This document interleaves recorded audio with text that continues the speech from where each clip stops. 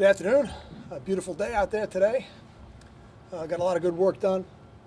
I thought we ran around pretty good. Questions? In terms of can you talk about the challenge of their offense again? Talk about the balance. They still have more passing yards, right, than rushing yards, but they do like to run. And I think it always comes down to the players. Ultimately it's the players that advance the ball. It's the players that make the plays, and they've got 3 running backs that are all talented. They've got 4 out of 5 of their offensive linemen returning from our game last year. That's always an advantage when you can bring back players, and they've had success with those players. They didn't bring back players who didn't have success. They had success with those guys. They've got a quarterback in Brendan Kay who's an excellent decision maker and an accurate passer, and their offense lends itself to decision making and accurate passes. They will throw it down the field, but they throw some bubble screens and shorter passes as well. So I just think when you look at their offense, the reason it works as well as it does is because they really don't have any weaknesses in their offense. I think they do a nice job. did they tweak it much when Muncie went down and Kay took over? I think Muncie runs it a little bit more. I think that when they have him in there, they probably would run. If they had him in there for the year, I think you'd probably see more than the 6 to 10 quarterback runs a game that we're seeing right now with Brendan. And is it different than this will be the 3rd different quarterback you've faced against them in 3 years? Right? Yeah, I think you're right. It much? I think you're right. I think it's last year, right? I think it's a similar setup. I think if the differences are probably more personnel than anything. I think we had Muncie 2 years ago. I thought. That was 2 years ago. Yeah, Brandon last year. Okay, Yeah, Brandon last year. Okay. One more practice, and how's Paul James looking now? I'll tell you, I'm very pleased. Again, I think one of the things you want to see is obviously how well he runs around. We saw that earlier in the week, and then the other thing is you want to see kind of how he recovers as he goes through the week, and I think he's done a good job. I don't see a guy who looks like he's coming back from anything. He looks every bit as good as he did at the beginning of the year.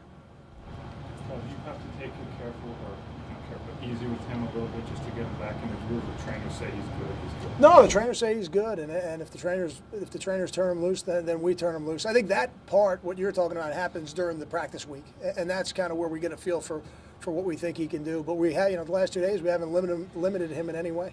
Does it change the offense much as far as efficiency for you, think, having him back? I don't think so. I mean, but the reality is Paul James has been our best runner, this season. So it's certainly a nice thing to get him back and get him back involved. Kind of taking the way back machine a little bit, but when Andre Civil and Antoine Lowry, and even before that Desmond Wing were moved to offensive line, how much input did you have in those decisions? I think those decisions ultimately are made by the head coach. Now, though there are staff discussions that lead up to the decision part, but when you're deciding between moving a guy who was recruited on one side and moving him to the other, there's a lot of moving pieces when you do that. You got to certainly talk to the player about it, make sure he'll be fully invested if he does make the switch, and you got to balance the depth on both sides of the ball. It affects your team, it affects recruiting, it affects it in a lot of ways. I think only the head coach can ultimately make those decisions. You recruited Andre. I did. Did you ever envision a guy who at the time was around 230, 240 would end up playing offensive line for you? It wasn't the vision when we recruited him, but he did play some in high school. He played some offense in high school, so it wasn't that you couldn't see it. But it's not foreign to college football. I don't know if it's ever out of the realm of possibility, with any player. But it certainly wasn't the reason we recruited him. No, we recruited him to play defense. When you look at Savon last year against Cincinnati, what was the difference between him that game and almost any other game since he's been here? I think you'd probably have to look at every facet of the offense. You'd have to look at the blocking in front of him. You'd have to look at the fullback play. You'd have to look at the receivers and the balance between the pass and the run. Savon's been a very consistent preparer and in terms of effort level, very consistent throughout his career. And some games are better than others, just like most players. But I don't know that I would compare that game to the rest of his career. I don't know if I would make that comparison. Is there any more clarity on the cornerback position, how those reps will be distributed? DeLon rolled his ankle yesterday, so he's a little limited right now on what he can do. He couldn't go today, so that cleans it up from that perspective. But other than that, no, we'll decide that probably after tomorrow's practice. How much more are you comfortable asking Ruhan to do now compared to when you first made that move? I think now Ruhan he played in the sub packages in the last game, and now you'll see him on first and second down as well. So there's a significant portion of the defense now that he's running as opposed to just one specific part of it.